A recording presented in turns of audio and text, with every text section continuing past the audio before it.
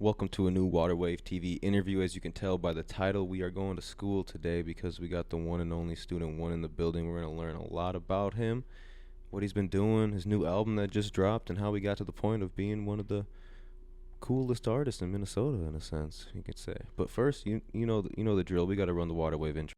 And while you at it peeping this shit, go ahead to youtube.com/WaterwayTV and subscribe to that shit. Yeah, you know the waves in it. Baseball when hitting a home run, hit it with the coldest rains. And even on my bad days, I'm a clutch to finish. The track diminished, the booth burnt, hands is itching. Damn. Student one. We're back. What's goody, what's goody, what's goody? We were just talking about it's been 3 years. For real. It's like the Call of Duty campaign scene. Yeah. But it's been 20 years. The city's a ghost town. I was a different nigga back then. Oh my God. I mean, I probably wasn't, but I don't know. Just 3 years ago, I feel like it's just been a grip of time. Mm-hmm. How you doing? I'm doing good. I'm feeling much better now that the album's out. Mm-hmm. We've been like we finished producing and writing it, like me and Corey, shout out Let Mode, like 2 years ago. Okay. And I think that's like the longest I've ever sat on a project. But I think it was well worth it. Like, it sounds great, and like I don't know. Holding on to it for that long just had me feeling some type of way, and the minute it dropped, all that shit went out the window. So it's like, So every song that was on there was like finished 2 years ago? Like Yeah. mixed and mastered, recorded? not mixed and mastered. We like before we got in touch with Alex Toomey, Mm-hmm. we mixed and mastered our own shit, and that was the initial plan, and then we were like, well, we could get it mixed way better. Mm-hmm. And then so yeah, like a lot of like all of like the making the bars and like the beats, like all that shit happened 2 years ago. Mm-hmm. And the mixing and mastering came after. Okay, was more recent. Yeah. Yeah. One thing that listening through the album, I'd say not one song is similar to another, and that's one thing I really enjoy when artists drop projects, is showing like the versatility and like a piece of everything like they've been doing. Like each one of your songs like kind of reminds me of like a different song you've dropped, almost like a different time period of Student One. In Yeah. a sense. I don't know if that was like the goal going through it, but like what was like the idea on like the production and the structure of the album itself? I feel like the main objective was just to like go as hard as we possibly could and just kind of like capitalize on the pockets that we find. Mm-hmm. And like that was like the group objective, like the collaborative effort between him and I. Like my personal objectives, like as student one, are just to like be versatile and be like all over the place with like the flow. Mm-hmm. And just try and say crazy shit. Yeah, and I feel like Corey kind of felt a similar way, like with regards to like his own personal objectives, like just punch the pocket, go hard type shit. And yeah, like we didn't really like have, there wasn't really like a huge vision for each joint. It was just kind of like, let's work. Mm-hmm. And we'd try some shit. I'd let him know, like, when beats were getting really hot, I'd just be like, no one's touching this beat. Mm-hmm. Like, I'm not coming up with shit right now, but I promise you when I do, it'll be good. Mm-hmm. And yeah, we pretty much did that. And yeah, it just made for a lot of like different cuts, and I wanted it to sound like every track was like a different world. So like, means a lot that you say that. I appreciate it. And Let Mode, that's who you're speaking of, right? Yeah, like he yeah. produced every track on the album. Yeah, demon, fucking demon. Is he? I'm not super familiar, I don't think, with him. Have you been working? You worked with him in the past? Yeah, this is the. I think. Like outside of your work, I haven't like necessarily seen like too many other people working with him. Yeah, So, yeah. He the first shit that him and I made together was off my drag EP, the song Lung. And I just remember like making that song thinking like, this beat's sick. And then anytime I finish a song, I'll just like show the homies. Mm-hmm. and everybody just kept like saying like, bro, that beat, what the fuck? Mm-hmm. And I was like, yeah, he made it in like 15 minutes. Like, I don't understand. Like, Yeah. and yeah, he used to. Him and I met through Tip. We like all got tacos one day, and he was just like, yeah, that's my man Corey, and I think he said Corey Greinberg, and which was fucked up because like probably like a couple weeks prior I saw a YouTube video. It was a remix of the song Lemon by Rihanna or Nerd, and he didn't even like, he just bass boosted it, and the 808 sounded stupid, and I was like, wait, are you the Corey Greinberg that made the Lemon remix? He was like, yeah. I was like, dog, you're fucking lit. And then he showed me some beats that he made for like other people, because he went to school in Chicago, so he knows a lot of people out there. He knows like Saba and Joseph Chilliams. He's produced for them, Warhols. So he was just showing me some of the beats that he made then, and I was just blown away. Yeah. Because like he's just showing me this like, yeah, here's this thing, and I'm just like, You guys seem like a really good duo. Like I guess maybe not to label you guys as a duo, but like when you guys work together, it's like super fire. Like this whole album, like it feels like you guys are meant for each other in the studio in a sense. You know what I mean? Like how some artists just have a certain sound and have a certain image they want to paint their career, and just like how they want people to feel. Like it just feels like this was like this all is Student One. It's not like you found a someone type beat on the internet and went with it. It sounds like a Student One type beat in a sense. You know what I mean? It just sounds very original. yeah, thank you. It just goes like, I don't know, like when an artist and a producer can work side by side. That's where like the best music is made in my sense. And then obviously adding on like a huge and very talented engineer on top of it is like just gonna make it sound better. But like the full artistic side of it, like I feel like that's needed. Yeah. And not very many people out here have that, which is like hard to find someone that you work really well with, and whatnot. I feel like our chemistry was like, yeah, it was like instant, and I don't know, I feel like he understood where I was coming from on the creative side more often than not. Like in moments where I feel like I would have to like go the extra mile to like explain what I'm talking about. Yeah. If I was talking to somebody else, like I'd have to give him like half those words. He'd be like, oh, I get it. And yeah, like I didn't realize this until like way after we met, but we actually ended up going to like the same high school. I think I was a freshman in South High School when he was a senior, and yeah, and like we kind of, I feel like because of that we kind of like knew a lot of the same music, especially like locally. Like we both fucked with people like Aesop and fucking just, yeah, people like that. And like I think that also helped with regards to just like our chemistry in the studio, and like how easy it is to just kind of like piggyback off one another and just make some shit. Yeah. You have a couple features on there, right? It's just the two, Yeah. Fem and Crash Prez. Crash Prez. Oh, Crash. Oh, I did type Crash Prez. Why'd you choose those two? What do they mean? Like, how do they come into your music? So, I'm gonna start with Fem. I think Alec like sent her like a couple of my songs and reached out about like collaborating because we had been paying attention to her music for like a while, and just out of nowhere, I did not expect that she was very responsive, which is like uncharacteristic when you go in and somebody's like DMs talk about trying to work. Like it usually doesn't work like that. But she was just like, yo, your music is sick. And I was just like, what? Thank you. Like, and we ended up talking, and then told her about the album, and I sent her 3 joints that I thought like she would fit on, or like shit that she would be comfortable working on a song with. And she immediately sent back Wannabe, and I went into it nervous. I was just like, I wonder if she just like hears these 3 things and just like, nah, I'm not trying to do this shit no more. Like, but yeah, she came through. She was like, the song came out tight. Like, shout out Fem for real.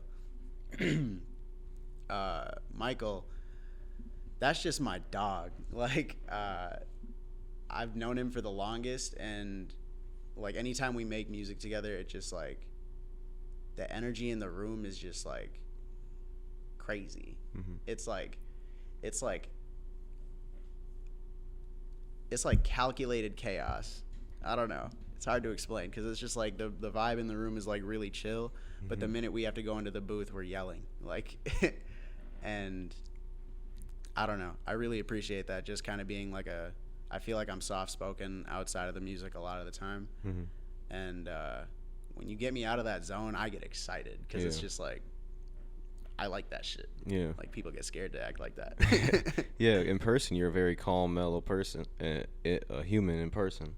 Yeah. Very weird tongue twister there. But on your music, you can tell it's almost like you're jumping in the studio in the booth. Maybe almost that it gives that type of vibe almost. Yeah, and I like that just because I don't know. It shows me that I have that side. Yeah, and you want to when you perform live, that's the energy you want too. Like you don't want to be up. I mean, some artists it works, but like you don't want to be on stage just sitting there like quiet rapping your songs on stage. You want to have that energy in your music, even though some of the songs might be slow, but you want to have like those ones and people know like, oh, this is how you're supposed to be when the song comes on stage. And like I don't know, just like outside of the music, I feel like part of the reason I'm like just soft spoken is I'm just like shy for some reason, but like yeah, like when I get out of the booth and I just was like wilding out and like straining my vocal cords, just like maybe I could be a little less shy out in public. Like, you know what I'm saying? Like, I don't know if I could do it here. Why can't I do it out there? They're gonna hear it. Like, I don't know. I'm pretty shy though too. It takes people to come up to me and like have conversations with me a lot of times. I don't know. It's just like you only got so much breath. Yeah. You gotta. Do I want to talk to 100 people tonight, or do I want to talk to 10 people tonight? My throat's gonna be dry when I get home if I didn't bring a Northern Chill with me. Yeah. I'm gonna be dry out talking to people, so I feel the shy thing. I'd be in my own bubble all the time too. Yeah, it's just like sometimes I feel like sometimes I'm like afraid to admit that my social battery is running low. Mm-hmm. And then when I feel like it is running low and I still have to communicate with people, I feel like I'm just kind of like not really present. Yeah. Just kind of like doesn't feel like I'm being genuine. I don't know. Yeah, no, I feel that. It's like that's with me with like going out to either like bars or clubs recently, because that's how we used to network it. Like when we first started Waterway, we'd go every weekend, talk to everyone, vlog, all that type of stuff. But recently, I just don't have the energy for it anymore. I would love to just be at home, like sitting in bed or on the couch, whatever, just chilling. And now, like with the store, like I get so much social interaction, from 12 to 6, 12 to 7 every day. That's like I don't even like I'm just tired. I'm burnt out. The social battery is burnt out. I'm ready to go home and not talk to anybody. Turn the phone off, if anything. Another thing, you dropped a visual off the album for Silly Math. Do you have it? First, I want to hear about like the creation process behind that, but then like is there other videos you got planned as well? Oh hell yeah. We just got back from I'll get into Silly Math. I was just gonna say we just got back from Montana for the Kites music video, and I went into that trip like I don't want to go to Montana. Like I just didn't know anything about it. Mm-hmm. But then like we heard that a homie was moving out there. He was just like, bro, I'll show you the mountains. Like it's lit out here. I was just like, okay, bet. And it was the most fun trip for a music video I've ever had in my life. That shit was crazy. So I can't wait for that video to come out. But Silly Math was like, I originally wrote that song to a beat that my friend Ashland Summit made, and I was on Shrooms that night, and I don't know. Shrooms do not usually make me productive, but there was something about tonight. So like, I was just penning shit, and then I tried to record it. I couldn't really do it until the next morning, but I had everything written. So I just called it Silly Math because I was on psilocybin, and even though the song's not about shrooms, I didn't expect to like make the song tripping. So I just called it Silly Math. It's like my ode to shrooms. And somebody, think it was Justice. It might have been my homie Justice. Shout out Justice. One half the team that directed it. It was him and Ice God MacGyver. I think he was the one that came up with the idea for the Hunter S. Thompson theme, and it just made for like a great trip. Like, it's just like, let's go to Vegas and shoot a video. Like, that is, it's kind of hard to go wrong. You know what I mean? Like, no one's gonna see a Vegas video and be like, boring, unless you did it bad. You know what I'm saying? Yeah. Like, so I immediately jumped on it, and I was just like, bet. And it was lit. Almost got robbed. In Vegas? Yeah. It was it wasn't even like life threat. It wasn't like that. It was like 2 girls.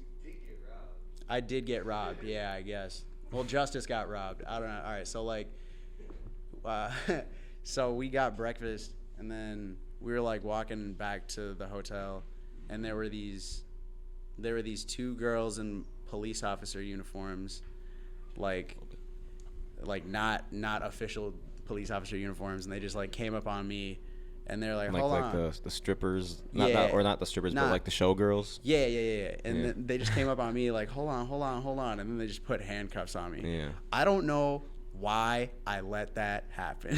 And fucking, then I was just like, what's going on? And then they were just like, you under arrest. Like, we need to take your mug shot. And I was like, okay. And then they take a picture with like, and they were posing with me.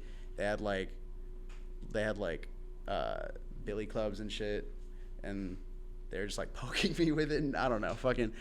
And then they were just like, all right, now you need to like pay your bail. Like, now you need to get bailed out. And that was basically them just saying like, you owe us $40 for the fucking pictures. And I was like, nigga, I didn't even want to do this. But like, I didn't know that's just how Vegas is. So like, at first I was just like, all right, you did what? And then my homie was just like, I'll just pay it. And I was just like, bet, because I'm not.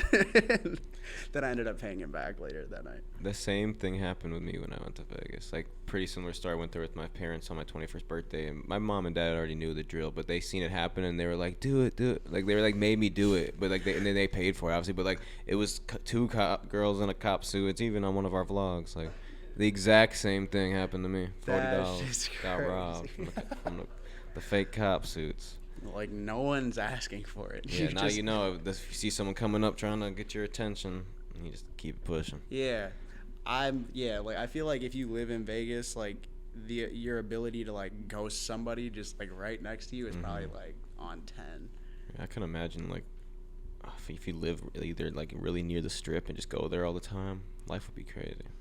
You'd have to be really rich for that, though. Oh, God. Or really lucky in gambling. One of the 2. Or you could count.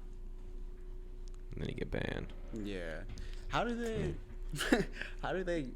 catch people? Yeah, because it's just like, how do you look at somebody through a camera and like they think it's too hard? The people that are watching the cameras on the tables, they know how to count cards, right? So like they know when the count is high and when the count is low, and they can, if people are betting, like say they're normally betting like $10, and all of a sudden when it's a good time to bet, they're betting 150, 200, 300. They'll just be and like, then that's when it's not bad, a coincidence. They'll be like, hey, we know your count. You're betting with the count. Basically, they say, like, we know you're betting with the count. If you want to keep playing here, you have to bet the same amount every hand.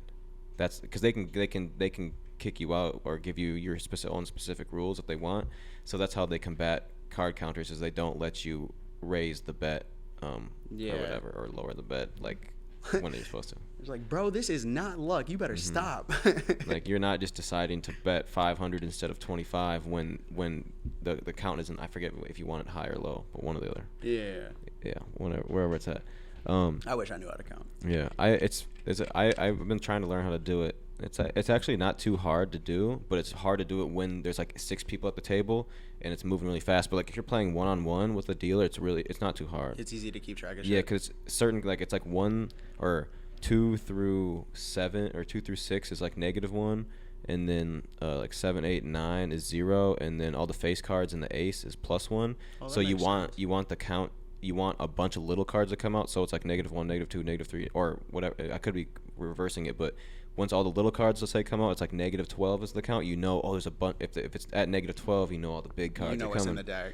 Yeah. I see. So- And at fucking casinos, they use more than one deck, right? So like they Yeah, make usually. it stupid hard. Yeah, and if it's just, and a lot of times for like the high roller tables, it'll be one deck because like it's more like legit of a way to play poker. Like if it's like $100 minimum bet or whatever. I feel like you have to be a demon for like people that own a casino to be like, bro, stop. Like, Yeah, I mean they got all the pull in there, I guess. yeah, for real. Just y'all know everything that's Y'all going winning on. too huh? much. Yeah. All right. But I guess I'll get off the Vegas topic. Yeah, my bad. For all of you that don't know, Student One, how long have you been making music for? 10 years. 10 years. Because ever since I started Waterwave, you were like one of the first artists that Jake tapped me in with. Because Jake was like, I knew of Jake before I even started Waterwave, and Oh, for so sure. like I think I might have already knew about you a little bit before of you guys making music or doing shows together or something. Yeah. Shout out, Jake. But yeah, you've been around since the beginning of Waterwave. You were actually on that that SoundCloud mixtape we did like in 2019 back in the day for that reciprocation song with Jake. I still listen to that song. There was one song in here that like gave me that vibe, like that phone call or like phone vibe. I forget which one it was. Just like that. Yeah, was that Towards it, I think it was in the second half, but I Wannabe maybe? honestly don't remember. But that gave me that vibe. No, I think I. And that's think what I know was what you're like, talking damn, I've heard like 3 different like Stu vibes on this that I've heard before. I was like, that's fire. But yeah, what was your inspiration to like first hop in the studio? Like what flipped the switch of like I like maybe freestyling, I like listening to music, but what flipped the switch to be like I'm gonna hop in the booth? I would freestyle a lot senior year of high school, and I feel like you know this story, but like the first time I freestyled in front of Alec, it was just some shit that I wrote like probably a couple days prior, and we were like playing the Chronic beats in his car, just getting high, and then I just spit whatever I wrote, and then Alec word for word says, "Okay, I know you didn't write any of that, but that shit was fire." And I was like, "Nah, wait, I did write that." And then he was like, "What?" And then we just started freestyling more because like everybody that was in that car, like not everybody in that car was like musicians, but they like doing that shit. They like freestyling and just getting high and chilling. And then I got into college, and I just wasn't focusing. But I was going to Dinkytown regularly to like. Did you go to the U of M? No. I tried to apply and got waitlisted because I literally gave up on school. I think after sophomore year, like there was like a part. I could see it in my grades. I was just like, man, I should get these grades up, and I did. Yeah, and I then couldn't have gone to the U. I just like it would have been fun, I guess, but. But yeah, so you spent a lot of time in Dinkytown regardless. Yeah, so I felt like a U of M student. Yeah, I was like same. on campus all the time. And fucking, yeah, like I would just, everybody that was in that car ended up living with Alec in Dinkytown. And so anytime I'd come by, we'd just hang out, freestyle. And then it just like started to get in the way of like me doing work at college. And then I just woke up and just said, "Mom, I'm dropping out." And my mom, I'm like the first generation American in my family, and yeah, she like moved here when she was 17. I bet her idea for me was like, go to school, get a good job, get a house you live in. So like that was not an easy talk to have with her at all. Times have changed a lot though. Yeah. Like have opportunities of making money or having jobs or living out your dreams without school. Like the times have changed. I mean, I bet her overall end goal was that you were successful and had fun. Yeah. But like her picture of it was probably school, job, It was specific. retirement, blah blah blah. Yeah. But like in reality, this ended up being the better path, anyways. It seemed like. Yeah, and like now my mom like she's like super supportive of it. Like at first I have like no like. I don't feel any type of way about her being skeptical towards the idea of like her son being like, "I want to rap." Like that sounds crazy. As a parent, I bet if you heard your kid say that, I was telling my would be parents I mad. wanted to be a professional Call of Duty player. When I was in 2014, so I'm sure that wasn't much easier to hear. Bro, yeah. But nowadays it makes more sense. Yeah. It's just like back then we knew that was going to turn up very shortly. So it's like, to them, like, it probably sounded funny, but it's like, I don't know. Like, especially with how serious I knew, like, with how seriously pissed I knew she was going to be when I told her that I was dropping out. Like, I wouldn't have said that shit if I wasn't serious, you know? So, like, I think ever since, like, that talk and just kind of noticing the pattern of me, like, not really caring about anything except for music, when it comes to, like, what's on my, like, plate, I was just like, fuck it, let's do this. Yeah. It's fire. More time goes on, you're making music for a while, you start working, you start doing, I feel like, did you do a lot of local shows, like, when you were first coming up? Because I feel like when I first started Waterway, I feel like I might have seen you out doing shows a little bit more. And whatnot. Like, did you ever work with any other, like, music groups, like cliques that you were part of along your journey? Yeah. That you did, like, maybe events with and whatnot? Grove Music, like, back in the day. I wanted to mention on, like, on Kites, there's the original ukulele sample, like, is my homie Lucas. Shout out Lucas Rohrman. Him and I just used to, like, I think he lives in Iowa now, but, like, back when he lived in Minnesota, we would just, like, link up, like, smoke, and then he would just pull out his guitar, and I would, like, set my phone, like, on the table and just press record, and we just, like, figure out, like, melodies and chords that just sounded pretty. And in the background, I'd just be writing something, and it was, like, I think that is why Kites exists, you know what I mean? So, like, I feel like if we didn't do that, like, I would have never had that song. So it's like, shout out to Lucas. Like, I hope, like, we get to, like, meet again and do some shit like that again, because I feel like people could really like Kites. I worked with, I mean, like, I'm just speaking, like, throughout, like, now I'm just talking about collaborations, like, with people in, like, the area and shit like that. Like, there was C Notes with Shrimp Nose. I fucking love working with him. I love that man to death. Shout out Riley. It was just like a little 3-track joint, but yeah, like, I don't know, like, and I feel like I've just been, like, making like songs with the homies whenever I can. Like, so I never really, like, clicked up with anybody for real. I've always just tried to, like, figure out what is Student One. Like, I feel like I still don't even really know. Like, but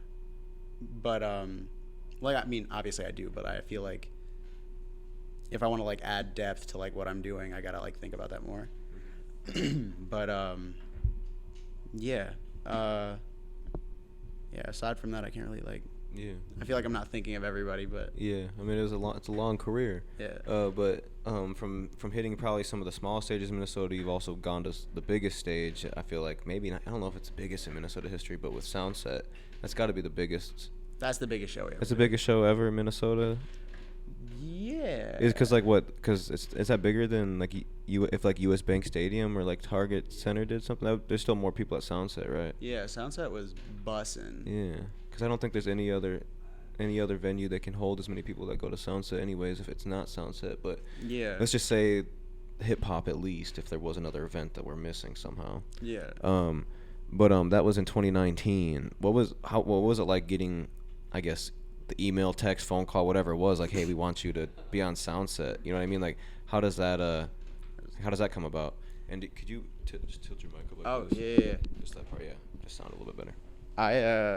I think I just, like, I learned about it in the car, and I was screaming in the car. They're like, let's go. Yeah, and it seemed like they, like, looking back at this lineup, they showed love to a few other local guys too that year. They got Taylor J and Cashanova on there as well. Yeah, they had Dua. And they also had Tierra Whack on there too, which was, like, around the time. Is that around the time that you guys dropped, or no? That was, like, that was probably, like, a year and a half after we dropped it, cause cause we had already been talking. And didn't we go to South by that same year? And we were trying to link up with her there, but I don't know. I was just at the hotel. And, fucking, but I met her at Soundset, which was like insane. Like I feel like, I don't know, when I'm around artists that I like look up to and fuck with, I get even more shy. Yeah. And like I was in the back of the stage while she was performing, and just like hoping that she might have a chance to be like, what up? And she like, I was like on one end of the backstage, she came out the other end, and then she looked my way, and I was just like, and then she like walked over. I was like, oh shit. And she like gave me a hug. She was like, hi, how are you? It's very nice to meet you. I was like, it's nice to meet you too. You went crazy. Like, super nice. Like, shout out Tierra for real. That shit was crazy. Yeah, but so back to the screaming in the car when you got the message or whatever. How does that work? How does getting booked for a big festival work like that then, I guess, and the emotion that comes with it and the planning and, you know, like what was that whole process like? Okay, so like after the screaming and just being like, holy shit, I was just like, all right, I want to do something like special for the performance, especially considering it was only like 20 minutes, and that made me even more excited because it was just like, it's not really like asking for too much to do a 20-minute set anywhere, so it's just like doing that at Soundset. It's just like, I'm barely doing shit, like it's lit. You want to do something that's impactful to get those people to remember. Stick around and shit. And like I don't know, I think I just went crazier than I ever went, and I was like in a live setting. Like, I don't know, I was just occupying as much of the stage as I could. I was like looking at the crowd. I don't know, like for some, like, I don't know, I don't usually do that. I feel like I get shy on stage sometimes too, and like I'll just kind of like walk around and maybe like I'll like twirl on stage and kind of like have my back facing the crowd for a second, but it's just like, I don't know, face the crowd. And like I was on that shit. I was on business with the crowd on Soundset, and like they were fucking with it, and it was like, it was crazy. I think the only like aside from like performing, like I think I threw a backpack out on stage too, like in the middle of Loop Hall. Never done that shit. It was just filled with water bottles and like a piece of notebook paper with a heart on it. And it was just good to be up there. I think it gave me a whole, like, I tapped into a completely different energy that day. Yeah. That's fire. I've not, like, obviously I don't make music, but I was lucky enough to be on a festival stage to do some video one time for Snot at Summer Smash, and that was really cool. But like just standing on a stage and just seeing a sea of people is just crazy. And I know one day I'll maybe be able to MC something like that, but yeah, I can't even imagine like what kind of like, what could you compare that feeling to, I guess? Is there like something you've ever experienced of like stepping onto a stage like that you could compare it to? Nah, it's just unreal.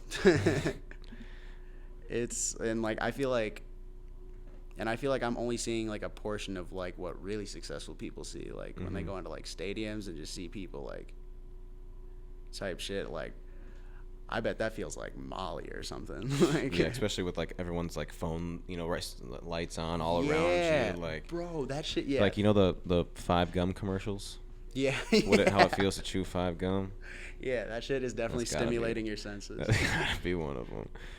But I feel like and then going into like 2020, you released a lot of was it the Upperclassmen album, right? And a few other singles and whatnot. But then in 2021, you didn't drop too much, like one single, right? Yeah. Was that because of like the creation of what's to come with the album that you dropped, or like what was there? There was like a slowdown of releasing, I guess, kind of in that 2021. Like what was like the reason behind that? It was a combination of things. It was like, so yeah, we were like putting more focus on the album and just kind of like making it sound good and just making it sound as good as possible. Yeah. And COVID was happening around that time. Kind of made it hard to move around. Also just kind of like that entire, I think I took that time to like just kind of work on myself, because like there were so many like days where I'd just like be home and I'm just like, damn, I'm not doing shit, and then I'd be like, shit, sometimes you almost need to not do shit. Yeah, like give your brain a break. Yeah, and but like I was also like, just like the way I was living, like when I think like, damn, I'm not doing shit, I start thinking about like, oh, it's probably because you do this and this, and like and then you smoke yourself to sleep in the morning, like and fucking I just started like thinking about that a lot, and I was just like, I guess I have like the time right now to like curb my intake on things and just rewire, unlearn some shit. And it was hard. Like, I don't know, I wasn't living super bad, but I was living reckless. Yeah. And just making the decision to come to terms with that kind of like, it took a lot of energy. Yeah. And I just, because of it, like wasn't really dropping shit, wasn't really thinking of shit. I wasn't even like coming up with shit. I was like, and that was depressing. And like yeah, it was just like a wild, 2021 was wild. And like now like even before the album dropped, like I was feeling like I'm in a better place now compared to that, which is great, because when I was in like the heart of that feeling, I felt like, is this just like, am I just not, is student one done? Like fucking, is there nothing else I can think of and shit like that? And like, it's nice to get out of that rut and then just know that like it can get that bad and then it can get better. Yeah. And then now the album's dropped and I feel like double that. Yeah. So it's just like, that's good. Yeah. You know, because from the outside looking in, you know, as like a media guy and, you know, fan of Student One and fan of the Minnesota music scene, like, I was definitely like, dang, I wonder if Student One's like he's not throwing in the towel, is he? Or he's not like taking a break, because one, like the Instagram algorithm is hard to even see, like, you know, even if you post once a week, I maybe not even see it, just how Instagram works sometimes. But like, I usually see when music drops for the most part, you know, and then like seeing like, yeah, he only dropped one song, he hasn't dropped yet in 2022. Like, I wonder what, either he's working on something cool, or like maybe he's just taking the break, because I know a lot of artists need their breaks. And then your manager Alec DM'd us one day like, yo, he's dropping an album coming up, oh, let's do a pod. And I was like, bet. I was like, let's do it. I was like, I haven't talked to him forever. I haven't been able to, you know, I'm just, I'm excited for whatever you're dropping. So it's I think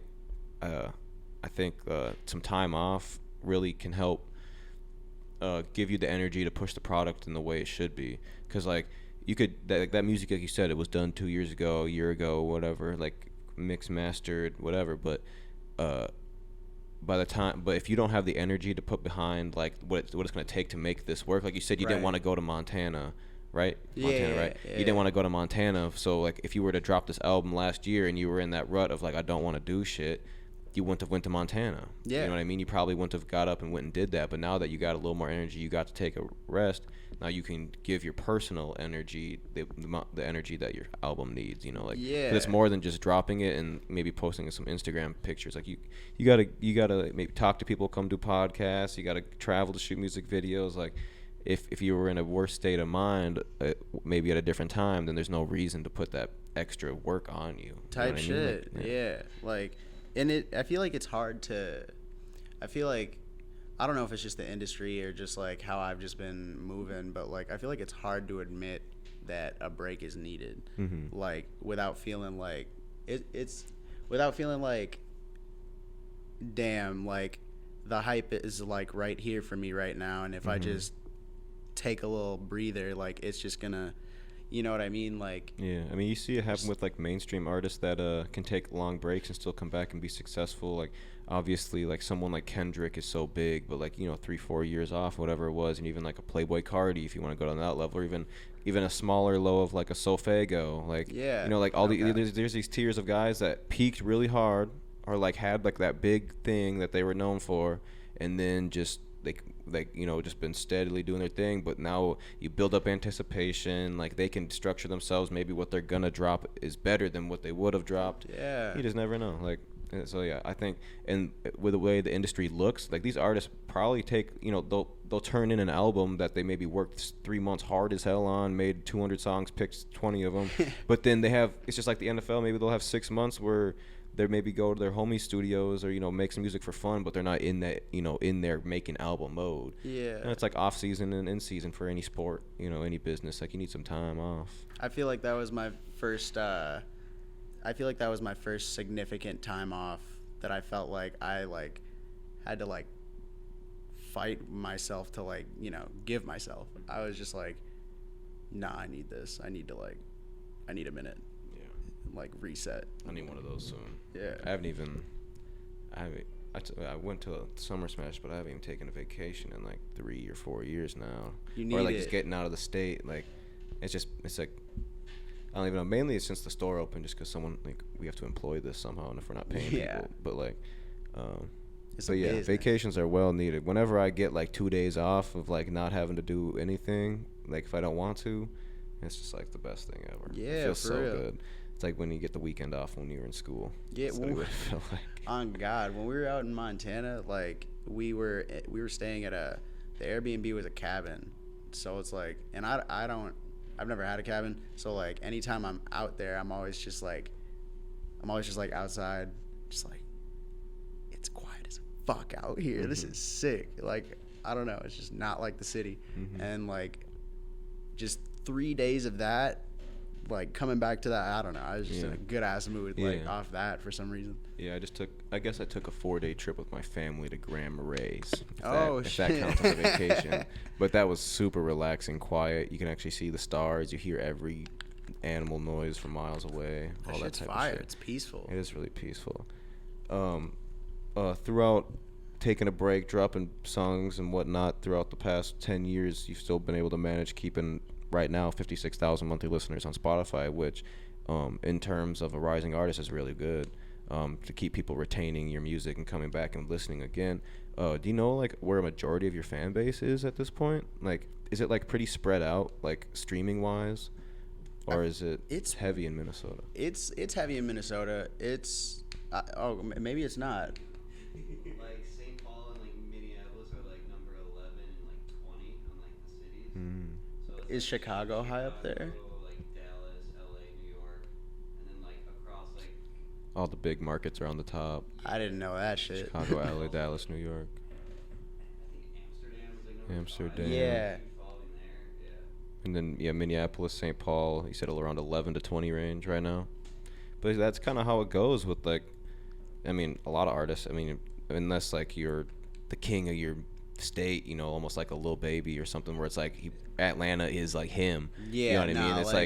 It's you're gonna get fans from other places because it's the internet and that's what it's for. Yeah, honestly, yeah, I didn't know those were the top cities, and that kind of just. Your Instagram is probably highly populated in Minnesota, I'd say, though. That's because that's kind of how I feel it's weird because the transition from the SoundCloud and Spotify analytics to Instagram analytics is so different. People that decide to follow you on the gram or that. Yeah. Because obviously you go to school, you went to school out here, you made your Instagram back in the day, all your friends would have followed you. Yeah. It's a weird trade off. No, yeah, but it's kind of tight though, because it's just I don't even think I haven't done a show in a lot of those places, so it's just and then there's I don't even know if these are top places at all. I don't really think I have a large demographic in these places, but every now and then I'll get a DM from some dude just when are you gonna come to Belgium? It's just man. Be if you could pay for my flight and my stay, I'll come tomorrow. Yeah, we'll do a show just for you in the living room. Personally. you got a Bluetooth speaker? Nah. That's one thing I really want to do. I'm gonna tell you. I'm not even gonna air this out because someone's gonna steal my idea. I'll bring it up to you after this. All right, bet. If I say there's someone that has more money than me will do it before I can, so I can't even say Smart. that publicly. Yeah. Keep it talking. One of my last few questions for you about the album, but this song actually came out earlier, is the early Tyler Caves song. You said something about water and waves in there. I just didn't know if you were inspired by us at all during the song. Like it was like he said something about water. You just want to ride the wave. Something about something after that, and I was like, dang. It was kind of like boom boom. I was like, I wonder if like he seen he was scrolling on Instagram and while he was in the studio seeing our logo or something. Like I don't know. Yeah. Those two words are too close to each other for me to have not been thinking about you. You know what I'm saying? Yeah, Like, potentially, but yeah, cause like I don't know, I always just like to when I didn't because I might have heard that song when it came out a while ago, but I maybe just breezed over it. But when I re-listened to the album, I heard it. I was like, let me run that back real quick. Like how because it wasn't like you said. Like you trying to ride the water wave or something like that. Yeah. Like or like you was just like something about water riding a wave like in between. Like there was like yeah. So I was like, oh, there's a chance, so I had to bring it up. I think you were just on my mind. There I you don't go. know. Fucking I made that song around the time Around the You time I remember when- called you in the morning and said have a good day and like. Nah. Was it in Mankato where I like blacked out and At the Red Rock show? Are you talking about that? Like when we did that show in Cato? yeah, but like I think there was a party bus and like it was on the way to the show. Oh, that By was for one of Jake's shows, I think. yeah. That had to have been like it had to have happened around that time, like when I Okay. was making that song. That was around that time. And yeah, that might have not been a Waterwave Or show, but 2019. Yeah, though that was like Jake got booked for like a show at it was the What's Up Lounge, I'm pretty sure. Yeah, in yeah, Mankato. And he had a party bus before because it was like around his birthday time, I think, or something. Or he just got a party bus for the show. And then, yeah, I remember that. I don't remember you getting blacked out, though. oh, you don't know the story? All right, bet. So There you go. It's a good way to end fucking yeah. it. Story time. We so we were all like smoking at Jake's house, and then this party bus all picks us up. Oh, Mhm. me and my homie Aunt, shout out Aunt. We Shout out like Aunt. we drove there. We drove to fucking Cato, and then we get to Jake's house, wait for the party bus. I'm pre-gaming with Grey Goose that my friend Aunt bought, and then I get on the bus, and then people start getting on that I didn't even know were at his crib. And I'm like, what's good? Like giving people hugs, like catching up, saying it's nice to see him. And then like my other homie had a bottle of E&J, and we were catching up so much that I just like he just handed it to me, and I just like took a pull, and I took a couple more pulls, and I was drinking a lot of vodka already. And then I don't really remember much after that. I just remember getting to the venue and someone being like, yo, can you still perform? And I'm like, yeah, I'm good. And then I was like, let me just go use the bathroom quick. And then I go to the bathroom, and I don't remember anything that happened in the bathroom. I just remember waking up in a hospital the next morning, and then I look at my phone on Ant's story, and it's just like him walking into the bathroom, going to like the toilet stall, and like just going down to the floor, and I'm just knocked out. Fully clothed, backpack on and everything. Jeez. Just done. And so like I said, we drove there, right? After that happened, the homie was just like, all right, so he can't perform. Let's get him to his car. And then they take me to my car, and my homie's just like, oh, I'll drive him home, because he was my ride back anyway. Then fuck, I can't talk about this part. Probably good. If you can, then eventually you can leave it in both. All right, yeah, like we start driving back. I'm in the back seat, knocked out. Like there's like throw up on me and shit. And then we get pulled over, and then the homie that was driving me back blew like a .18 or some shit. And then they put me in the back of the squad car. This is another little tidbit I remember. They were, because like my glove box is still broken. They were just like, your glove box is locked. Can we get in there? And all I said was, And then they broke that bitch open. And there was nothing in there. I wasn't even trying to hide anything. Like, Mm. I was just being stupid. And then they broke my shit and then sent my car to an impound lot, took me to the hospital, put the homie in a holding cell. He got bailed out. We all went home. Damn. That's a crazy story. And so you were going from Mankato back to the cities then that same night? Yeah, we were going, like, it was like it was the night of the show. Yeah. But you were supposed to perform, but then you're like, oh, let's just go home. And so you drove from Mankato back to the cities the same night that you were. That I was and then fucked you up. got and- pulled over on the way. Yeah, yeah. And they're just like, what's he doing in the back? And I'm just like, Just KO. yeah, like, that whole shit was crazy. And that's why you don't mix liquor, kids. Whenever you're turning 21 and you take your first drink, don't mix the light colored liquor with the dark colored liquor. Also, just know yourself. Like, if you're a lightweight, there's no reason to be going hard. Just wait till you feel it and then stop. I swear, I've been taking a little break on drinking recently. Every time I wake up, I got a headache, even if it's like 2 drinks, or like the next morning, or just dry mucus. Yeah. I'm just old now, I guess. I don't know. Duh, yeah. Just old. 28's been. Are you 28? I'm 23. You're 23? Yeah, like, I just turned 28. And, like, I'm almost 24. I'm feeling. 28 feels like old. I don't know, but it's like not I old. feel like once you get over 21, it's like everything feels old, but like you're still under 30, so it's like it doesn't feel super old. Yeah. But like once you hit 21, you're like you're still young, you can finally party. Maybe 22, you're like, oh, it's not really that special to turn 22, and then 23, 24, and it's like, oh, where's the hype at for like the next year? And then it's like there isn't really that hype anymore. Yeah, You know what I mean? Like, of like, oh, you just turned 16, you get your license, turn 18, you can do probably, I don't know, buy tobacco in some states. Yeah. Whatever, you could do 21, you can drink, you can do a lot of other You can buy things. woods. You do a lot of things, and then now after that, it's like there's nothing special after that. So yeah, you just feel like, oh, it's. You could rent a old. car at 25. You There could you run go. for president at 35. You can rent a car at 25. Yeah, that's pretty exciting, That's dog. the exciting part. That's the exciting thing about turning 25 is you can rent a car. Don't forget to rent a car on your 20. Damn. Well, what else? What is there any other age spots that you hit? Like, when do you get like the senior discount at the local bakery? 65, bro. That's about to be busting. I'm about to pull up with the gang, and we're just about 65th to. birthday, get half off breakfast or something. We're gonna come off. We're gonna come off the meds. You think you'll still be making music when you're 65? I'm gonna. Oh yeah.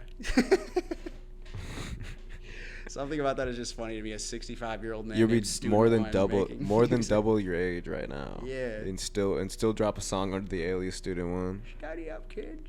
I bet Spotify won't even be around then. It'll probably be something else. Yeah, and I have to keep up. My Keep 65-year-old up with the ass. social medias and the metaverses and everything. Yeah, with the TikToks of like 2080 something. I think you could do it. Yeah, bro. I'm gonna just be fucking with people when I'm old. Like, I feel like I'm gonna just be like if I have a walker or something, Mm-hmm. and then motherfuckers just act like I Not don't getting know. out the way, just Yeah, smacking with it or something. yeah, just like act like I'm just just like. Yeah. Well, I'm scared to get old, but that was a pretty good interview, I say. Do you have any advice you would like to give to any kids out there, any artists out there, what they should do, what they shouldn't do, some crazy knowledge that you could drop on them right now? My homie Corey likes to say none of it matters, like randomly in conversation, and that's always helped me just kind of like calm down and be a little comfortable with like just kind of like doing something, or like, you know, like if I'm like indecisive about going in one direction or the other, like, and I express that to my homie, he's just like, none of it matters. Yeah. And like something about that just makes me feel kind of good. I feel like, all right, I'm Lifts the gonna stress. just take this choice then. Like, I don't know, but at the same time, like, shit matters. Yeah, Like, shit matter. But when there's a lot of things don't matter that people think matter. yeah, And that's a big fact. Like, even if I say you're a high school kid watching and you're not the cool kid at school or some shit, or you can't sit at the cool kid lunch table or whatever it may be, like, that shit does not matter as soon as you get Yeah. out of high school. As soon as you get that degree and you step off that stage, or you drop out early and say, fuck you, all y'all, whatever your choice is, as long as you're successful in life, it don't really matter. As soon as you do that, all that shit that happened in high school does not matter. All the girls that were the hot preppy girls in high school that no one could talk to end up being the ones no one wants later on. So don't Yeah. worry about them.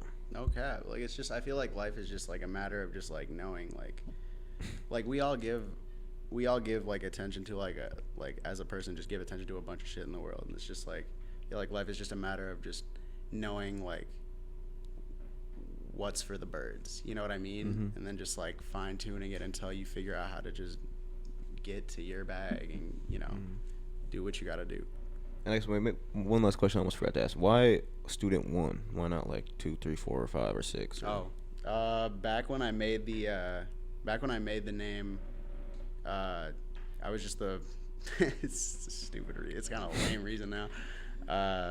You only use number 1 pencils? No, I was just like I was at the top of my list on attendance sheets, so because like my name started with an A. But then at the same time, I was just like, oh, I'm dropping out of school for this shit. Oh, A little too comfortable over there. Yeah, my bad. Just, but at the same time, at the same time, I just like dropped out of school for this shit. So it's just like anything related to being a student, I just kind of gravitated towards, because like, you know, like that conversation we had about my mom, like she didn't know if I was like she didn't know what I was taking seriously and what I wasn't. So it's just like, this is maybe kind of my way of telling her like, this is my school now, and I take this school seriously. So oh, yeah. Appreciate you coming in. I appreciate you having me. Dropping knowledge for us, telling your story. Can you maybe take out a couple of the names, maybe like the guy who I said was driving drunk in that Mankato story? You didn't say who was driving though. Okay, you said the homie. Bet. I'll send it to you and just to make sure. But you just said the homie, so. Yeah, I just don't want to put anybody out on Front Street, you know. Yeah, no, I feel that. That's not what our platform's for. Yeah. Some platforms do that, but that's not us. Good. We don't play that. Go stream Off the Dust. Is that Off the Dust? Is that like shroom dust? Oh, no. I keep asking questions when I keep saying I'm done, but I just said it and I'm like, I got you. This one's a quick one. Me and like I said, like me and Corey just didn't really like have like a vision going forward. We were just kind of cooking up and just picked out what we liked, and just kind of like the realm that all this music was in and just how hard we were going, we just called it like being off the dust anytime we made something shit that like slaps. And it's just because like that phrase is alarming, like dust. yeah. It's just, yeah, and like that's how aggressively hard we felt we were going. So it's just like, fuck, we're just gonna call this tape Off the Dust. And if people have questions about whether or not we do PCP, we will tackle them. Like, we will tell them no. Off the dust. It's kind of like being like saying like off the shits, almost like a thing kind of thing. Yeah. Cool. I feel like it was very drug influenced, this tape. Off the Dust. I used to do shrooms a lot, but I haven't did them in a long time. Not that I don't want to, but I just don't. Fuck with microdosing? Yeah. That shit's fuego. Yeah. I went to work off of microdose. I don't like to go in public off shrooms, but that's because I've only did it probably like a handful of times in my life, but it's been like a year. I need to do it again though. But if y'all listening and you make sure if you're doing shrooms, do it with someone that's done them before. If it's your first time, Yeah. so they can watch over you, because if you might not know what you're expecting, and you might think that something's fucked up, but it's really just the mushrooms. It's just the shrooms. Yeah, and then once you realize it's just the shrooms, then that's where you have a good time. Yeah. That's when you're outside yelling, wee! Do you have what's your favorite album you've ever listened to off the shrooms?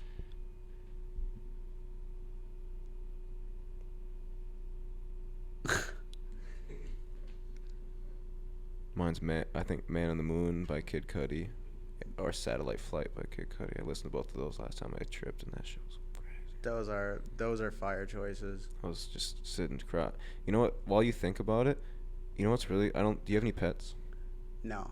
I have a pet bunny, and last time I was off the shrooms, like meditating, listening to music, I opened my eyes, and he's just sitting there staring at me like ready to like spring to action if at any moment, like just staring at me looking crazy. And I reach towards him, and he just dips so fast, like he knew he could feel my energy. And so he ends up like coming back later and sitting next to me, and I'm petting him or whatever.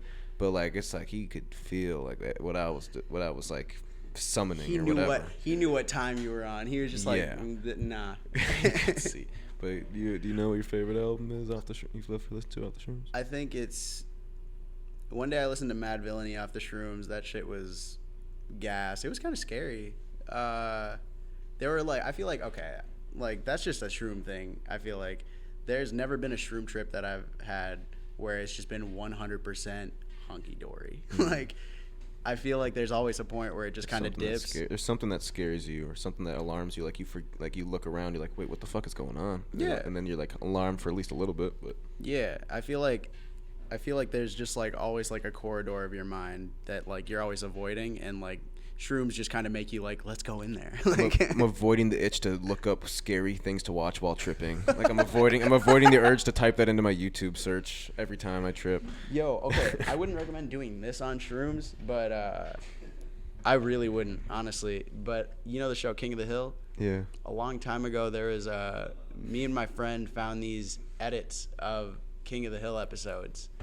If you just go on YouTube and type in KOTH edit, there are like 10 or 12 of them bitches, and like I said, don't watch it on shrooms, but they're very funny. Like if you just get high and watch them, they're like, there's like a lot of shock value, but like in a funny way.